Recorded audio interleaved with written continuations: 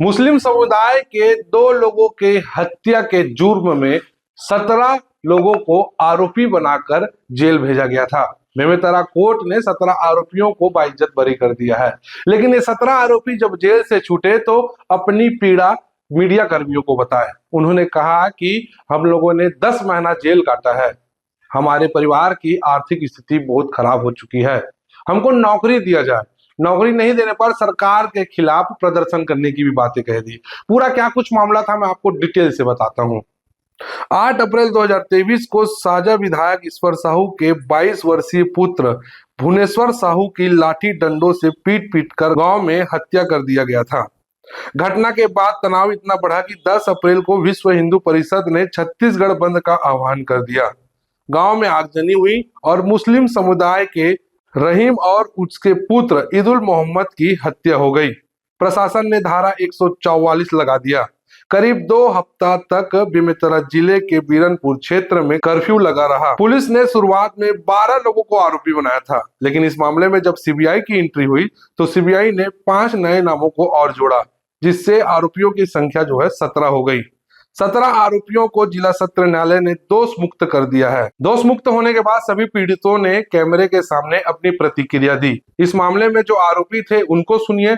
हम गुनहगार नहीं थे, हमको शक के दायरे में लाया गया था।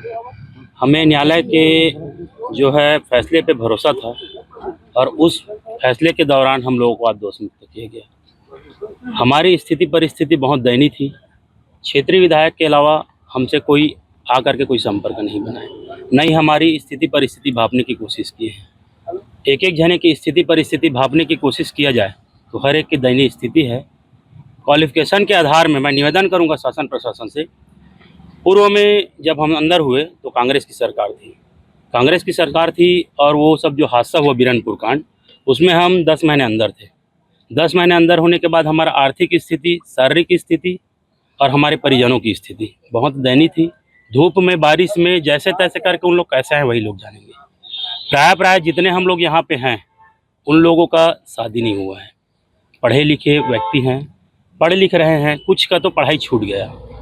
उस दौरान मैं शासन प्रशासन से निवेदन करूंगा कि हम लोगों को हमारी स्थिति परिस्थिति देखकर सरकारी नौकरी प्रदान करने का अपार दया करेंगे। जब तक सरकारी नौकरी हमें नहीं मिलेगा, हमारे माथे में जो कलंक लगा है, 10 महीने जो हम जेल काटे हैं, वो नहीं मिटेगा। हम निवेदन करेंगे और हमें भरोसा है जो पूर्व की सरकार ने किया है वो बीजेपी सरकार अभी नहीं करेगी। हम जो मांग कर रहे हैं उसमें संपूर्ण तरीके से हमको संतुष्ट करेगी। हम निवेदन करते हैं बीजेपी सरकार से। आग्रह निवेदन करूंगा मैं सभी पत्रकार बंधुओं से, जितने दिन हमको आरोपी बनाने में आप लोगों ने जो बोला जाए कि जो दिखाए हैं अपने पत्रकारिता के माध्यम से, निवेदन करूंगा मैं आप लोगों से हाथ जोड़ के और भीख मांगूंगा कि आप लोग उतने दिन ही इस बाइट को चलाइएगा जब तक हम लोगों को न्याय नहीं मिलेगा। मैं निवेदन करूंगा सभी बंधुओं से, मेरे को जब तक न्याय नहीं मिलेगा, हम 17 को, तब तक ये बाइट चलनी चाहिए और रुकनी नहीं चाहिए। शासन प्रशासन से निवेदन है और भीख मांग रहा हूं मैं कि जो हमारा माथे में कलंक लगा है वो सरकारी नौकरी देकर ही मिटाए, अन्यथा हम लोगों को संतुष्टि नहीं मिलेगा तो साजा मुख्यालय में हम बाकायदा प्रदर्शन करेंगे। संतुष्टि नहीं होने पर हम लोगों को माथे में जो कलंक लगा है वो नहीं मिटेगा। जब तक नहीं मिटेगा तब तक हम लोग कुछ भी कर सकते हैं। आर्थिक रूप से तो परेशान हैं, अब मरने से भी नहीं कतराएंगे, क्योंकि इतने परेशान हैं कि हमारे घर में जा कर के जो शासन प्रशासन के पदाधिकारी हैं और मीडिया भाई लोग हैं वो लोग भी जा करके हमारा जो स्थिति परिस्थिति है उनको दिखाने की दया करेंगे। बस यही सब। ये आपने एक महत्वपूर्ण बात कही है, आरोपी बनाया गया है। आरोपी किसने बनाया, कौन था? पूर्व की शासन प्रशासन और हम लोगों को आरोपी थे सर। हम मानते हैं हम आरोपी, हम लोगों को बना करके लाया गया, थाने में लाया गया। मैं निवेदन एक चीज़ और करूंगा शासन प्रशासन से, पूर्व की शासन प्रशासन जैसे तैसे करके हमारे ऊपर दबावपूर्ण हमको अंदर कराए। वहाँ जांच के दौरान हम लोगों को पूछना चाहिए, जांच करना चाहिए। जो अधिकारी हम लोगों को वहाँ देख रहे थे साजा थाना में, वो लोग इतना बेदर्दी से मारपीट किए हैं कि हमारा हाथ पर इतना सूजन हो गया था, हम लोग चलने के लायक नहीं थे। यहाँ तक कि प्राइवेट पार्ट में पेट्रोल डाले हैं। मैं निवेदन करूँगा बीजेपी सरकार से, शासन प्रशासन से, कि जितने भी उस केस में, जितने भी अधिकारी उस केस को देखे हैं और अन्यथा पूर्वक हम लोगों को मारपीट किए हैं, उनके ऊपर उचित से उचित कार्रवाई की जाए। एक गंभीर आरोप लगाया है प्राइवेट पार्ट में, मतलब पेट्रोल क्या बहुत कैसे करते हैं, कुछ क्या किए, थोड़ा सा और डिटेल करें। अब प्राइवेट पार्ट बोलूं तो नहीं, उसमें कौन कौन से कैसे थे उस दौरान, कुछ ऐसे थे? सर उस स्थिति में तो हम इतने परेशान थे कि नाम क्लियरिटी नहीं है और नया नया चेहरा था। कुछ का नाम पता है, जैसे मांडले सर हैं और एक दो और हैं। हम तो मांडले सर का नाम जानते हैं। हमारे माथे में वो बंदूक लगाए थे। मैं निवेदन करूंगा ऐसे जो आप जांच के लिए आए हैं, आप जांच करिए, ऐसे किसी के ऊपर दबाव न डालिए कि वो परेशान होकर के कुछ भी करने की स्थिति में आ जाए। इस मामले को लेकर वकीलों की ओर से भी एक प्रतिक्रिया आई है, सुनिए आप पहले इसको। अपराध क्रमांक 92/23 की थी।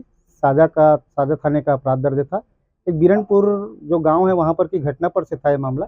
इसमें पुलिस थाना साजा के द्वारा 17 लोगों के खिलाफ में अपराध दर्ज करके चालान प्रस्तुत किया गया था।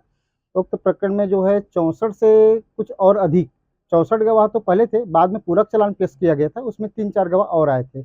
उस प्रकरण में जो है 15 लोगों की तरफ से श्री नरेश तिवारी जी और हम और उनके चेंबर, ये उनके तरफ से पैरवी किए थे। 2 लोगों की ओर से श्री प्रसून शुक्ला जी अधिवक्ता, उनके द्वारा पैरवी की गई थी। प्रकरण में सभी लोगों के साक्ष्य को लेने जाने के बाद आज जो है अपर सत्र न्यायाधीश जो है श्रीमती श्रुति साक्षी दीक्षित मैडम के न्यायालय से संदेह का लाभ देते हुए इन सभी 17 लोगों को आज दोष मुक्त किया गया है। अब ये मामला आपको याद होगा 2023 में कांग्रेस की सरकार थी, उस समय ये बीरनपुर हिंसा कांड हुआ था। इस कांड को लेकर जमकर सियासी भी हुआ था। इस मुद्दे को भुनाकर साजा विधायक ईश्वर साहू ने खूब सुर्खियां भी बटोरी और चुनाव भी जीते। लेकिन चुनाव जीत गए, राज्य में भारतीय जनता पार्टी की सरकार आ गई। लेकिन क्या इस मामले की कड़ी से और जांच होगी? ये जो आरोपी इस मामले में बरी हुए हैं, इनके दुख दर्द को सुनने वाला क्या कोई है? प्रशासन क्या इनकी गुहार को सुनेगी? देखते हैं। भरोसा के साथ मैं हूं गौरव तिवारी। नमस्कार।